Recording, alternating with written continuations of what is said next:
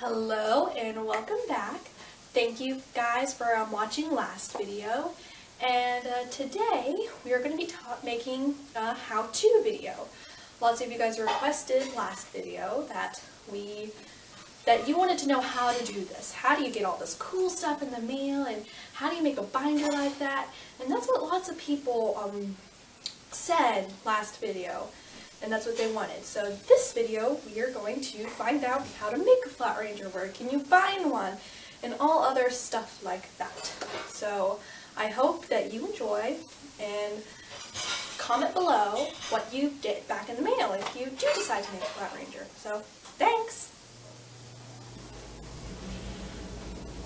So then you're going to print it out, and and once you print it out, you're going to color it in completely.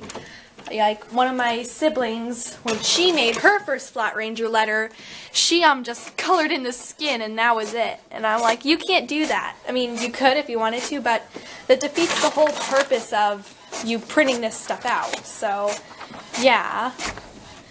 This is what a flat ranger girl looks like. And I will put the link for these, both the girl and the boy, in the description box below.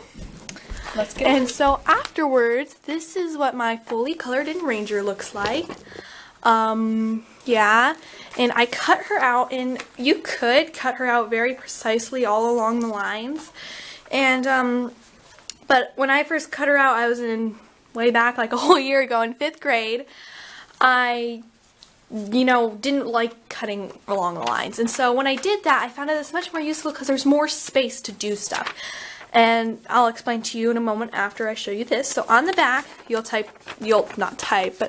write your Flat Ranger's name. So it says Flat Ranger Jill, made by Ruby Sprinkle on the date I made her. And so that is what you put on the back. And if you leave all this space here, it gives rangers so much more stuff to do. And so one of my rangers is literally signed completely all over by rangers because she has some space left. And some of them have been stamped using those passport stamps. And it all varies what they can do in this empty space. And if you don't want her to be signed, or him, you can just cut her out completely if you want to do that. So yeah, I find that cool. And so now that you have your flat ranger named and made, you can go on to the next part, writing the letter. So writing the letter is probably one of the hardest parts of the job, but this is where you send all your information, like why aren't they sending this flat ranger? And so this is one of my previously written letters, and it's to Grand Teton National Park. And it's only a 1-page letter, but it is a nice longer one. And so there are, as you might already know, there are a couple parts to a letter. This is, you could put the date up here in the corner, and I put my address. Then here you put the park's address, and I'll explain how you find a park's address in a minute. Then here is the body of the letter, and this is what we'll go over. So I said dear, and then I wrote the full name of the park, Grand Teton National Park. And then the intro, and you say, hi, my name is blank. I am blank years old, and I am I'm in the blank grade. So that's how you know. So you say, hi, my name is Ruby. I'm 11 years old, and I am in the 6th grade. So you need to introduce yourself. You need to tell them what grade you're in, how old you are, and what's your name, even though they can already see your name from here and your return address. So next up, you say why you're writing. So how I normally say is, I'm writing you this letter because when I grow up, I want to be a park ranger. But you could just say, I'm writing this letter because I want to find out some information about this park. So that's your why are you writing this letter. And then next up, you start asking the questions. Now you should at least probably write 2 questions, and I wrote that at first in my first letter, but now I have a lot of questions. So sometimes when I find it hard to think up of questions about a park, I will go to their park website, or I will find a book about that park, and I will get a little more information. So, you know, once you have a good little bit of information, you can start asking some bigger, in-depth questions.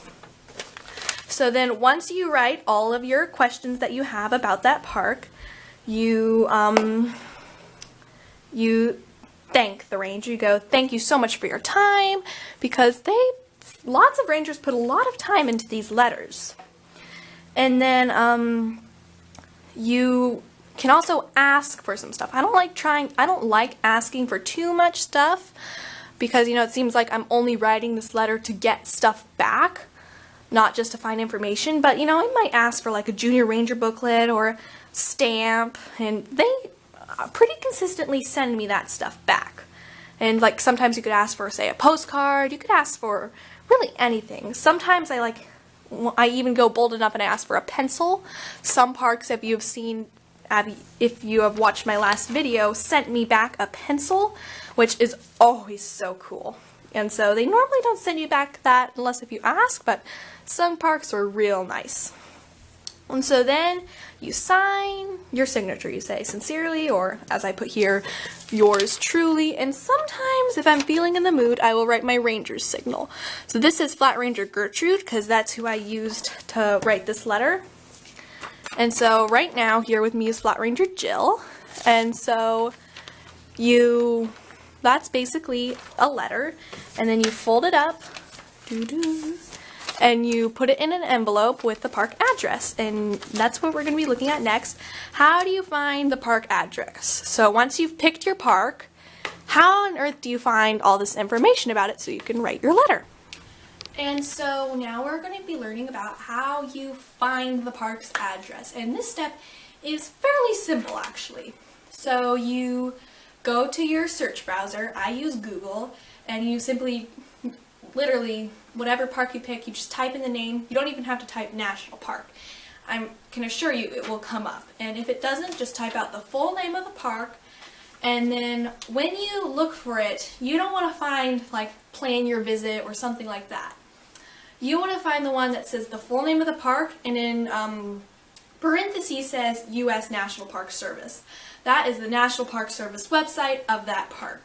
And that step is fairly simple on finding the park address. And there's one more thing I forgot to include about writing your letter.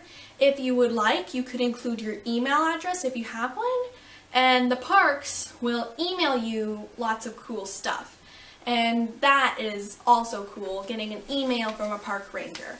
But I still like getting a ranger letter in the mail. And so that's a wrap. I will put, once again, the link in the description box below for a boy Flat Ranger and a girl Flat Ranger.